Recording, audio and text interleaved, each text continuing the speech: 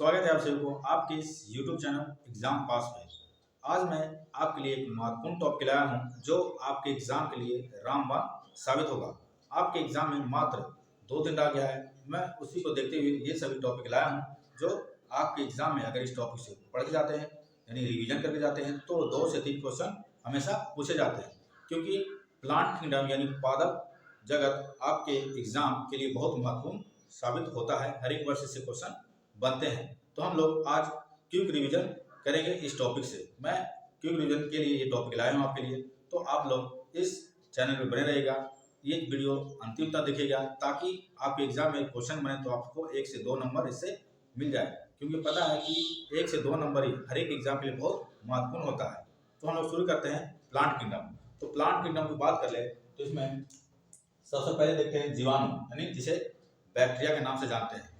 Bacteria की खोज सबसे पहले ल्यूवन हॉक ने किया था। यानी ये ल्यूवन जो थे ये जीवित बैक्टीरिया खोज किए थे और इसका नाम बैक्टीरिया किसने रखा तो एरनबर्ग, यानी इसका नाम किसने बैक्टीरिया रखा तो एरनबर्ग नामक वैज्ञानिक ने इसका नाम रखा और खोज किया था ल्यूवन ने। अगर डेड सेल की बात किया जाए यानी डेड कोशिका यानी अगर मरा हुआ जीवाणु वो सबसे पहले खोजा था रॉबर्ट हुक ने जो मरा हुआ था, लेकिन जो जीवित जीवाणु की खोज करते हैं वो करते हैं ल्यूवन हॉक। तो आप लोग याद रखिएगा। अब देखते हैं कि पौधे के लिए उपयोगी जीवाणु और पौधे के लिए उपयोगी जीवाणु कौन सा है जो पौधे में नाइट्रोजन का फिक्सेशन करते हैं यानी नाइट्रोजन का स्थिरीकरण करते हैं। तो जानते हैं हम लोग कि पौधे के लिए उपयोगी जीवाणु है जो नाइट्रोजन स्थिरीकरण,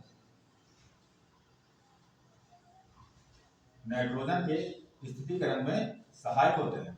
तो ये जो जीवाणु होते हैं वो वायुमंडल या फिर मिट्टी से नाइट्रोजन को नाइट्रेट में बदलकर पौधे को देते हैं। बहुत बार एग्जाम क्वेश्चन पूछा गया है कि पौधे नाइट्रोजन किस रूप में लेते हैं, तो पौधे नाइट्रोजन को डायरेक्ट नहीं लेते, वो नाइट्रेट में बदल कर लेते हैं। और नाइट्रेट में बदलता कौन है तो ये सभी जीवाणु, जिसके बारे में हम देखेंगे।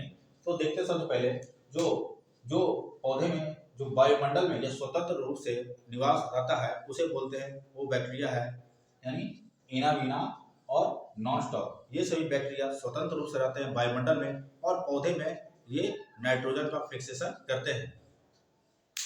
अब देखते हैं मिट्टी में। तो मिट्टी में कौन कौन से जीवाणु पाए जाते हैं, तो सबसे पहले देखते हैं मिट्टी में जो मिट्टी में रहते हैं और मिट्टी में नाइट्रोजन का स्थिरीकरण करते हैं, तो वो है एजिटोबैक्टर, एजोस्पर्जिलस और क्लोस्ट्रीडियम। ये सभी धान के पेड़ में, धान के पौधे के जड़ों में निवास करते हैं, यानी मिट्टी में रहते हैं और धान के जड़ों में नाइट्रोजन को फिक्सेशन करते हैं। कौन कौन सा तो एजिटोबैक्टर, एजोस्पर्जिलस और क्लोस्ट्रीडियम। ये सभी एजिटोबैक्टर जो है पेड़ जड़ों में या अग्नि, ये सब मिट्टी में निवास करते हैं और पेड़ों को नाइट्रोजन देते हैं। तो आप लोग ध्यान रखिएगा, क्वेश्चन पूछा गया है कि मिट्टी में कौन सा जीवाणु रहते हैं। अब देखते हैं दलहनी पौधे। तो ये सिर्फ जहां पर दलहनी पौधा रहता है वहीं पर उनके जड़ों में ये राइजोबियम नामक जीवाणु है वो स्थित रहते हैं। दलहनी पौधा यानी दलहनी फूल का जितना पौधा, मटर, चना, अरहर, सभी के जड़ों में ये राइजोबियम जीवाणु रहता है और इसमें इसका काम क्या है तो ये नाइट्रोजन का फिक्सेशन करता है। नाइट्रोजन वायुमंडल में बहुत सारा है, उसे नाइट्रेट में बदलता है और पौधे को देता है। तो इस तरह से हम लोग देख लिया कि पौधे में एक उपयोगी जीवाणु जिसका काम है नाइट्रोजन को नाइट्रेट में बदलना। अब देखते हैं कुछ वैज्ञानिक है जिसका नाम है रॉबर्ट कोच। रॉबर्ट कोच नामक वैज्ञानिक है ना, जिसने कॉलरा और तपेदी यानी जिसे टीबी बोलते हैं जीवाणु के खोज किया।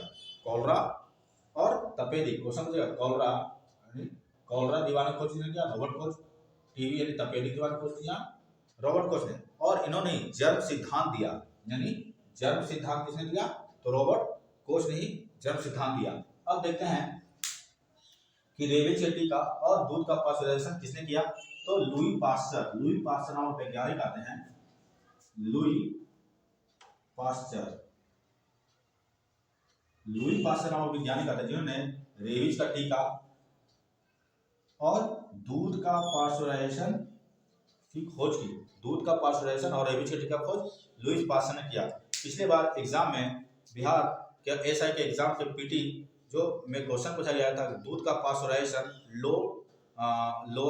लोअर टैंक शॉर्ट मेथड में कितने डिग्री पे होता है, तो उसमें क्वेश्चन पूछे तो वो होता है 62.3 62-30 डिग्री टेम्परेचर पर। ये था आपका आंसर। तो लोअर टाइम और हाई टाइम टेम्परेचर पूछा जाता है दूध का पास्चुराइजेशन। तो आप लोग ध्यान दीजिएगा, हमने जीवाणु के बारे में देख लिया। अब देखते हैं शैवाल, यानी जिसे हम लोग फंगी के नाम से जानते हैं। ये भी आपके एग्जाम के लिए बहुत इंपॉर्टेंट होता है, फंगी यानी शैवाल। तो शैवाल की बात कर ले तो शैवाल में आपके एग्जाम में बहुत सारा क्वेश्चन पूछा गया है, चाहे कोई भी एग्जाम हो ये क्वेश्चन पूछा जाता है।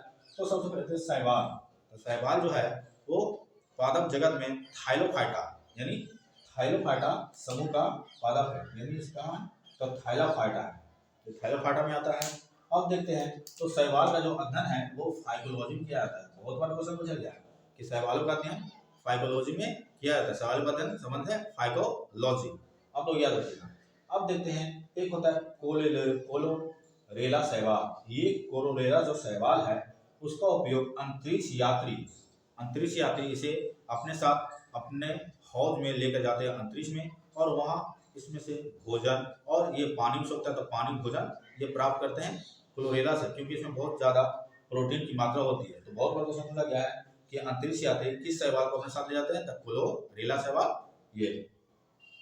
अब देखते हैं कुछ जो शैवाल है उसका उपयोग भोजन के रूप में करते हैं, कुछ शैवाल उसका उपयोग खाद में करते हैं और कुछ औषधियों में करते हैं। तो सबसे पहले देख लें कि भोजन के रूप में, तब भोजन के रूप में जो शैवाल है वो फोरोफायरा है, इसका उपयोग भोजन के रूप में किया जाता है। दूसरा जो शैवाल है वो अल्वा है, और सरगासम, लिमनेरिया, ये सब जो शैवाल है इसका काम भोजन के रूप में किया जाता है। फिर से भोजन के रूप में तो फोरोफायरा, अल्वा, सरगासम और लिमनेरिया ये सभी भोजन के रूप में प्रयोग करते हैं। अल्वा, सरगासम, लिमनेरिया और फोरिफायरा ये सब भोजन के रूप में प्रयोग करते हैं।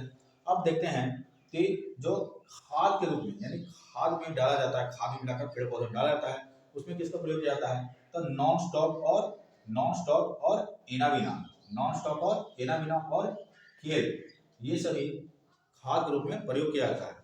आप लोग जानते हैं कि नॉन स्टॉप, एनाबिना और केल ये सब खाद के रूप में प्रयोग किया जाता है, इसको ध्यान रखिएगा।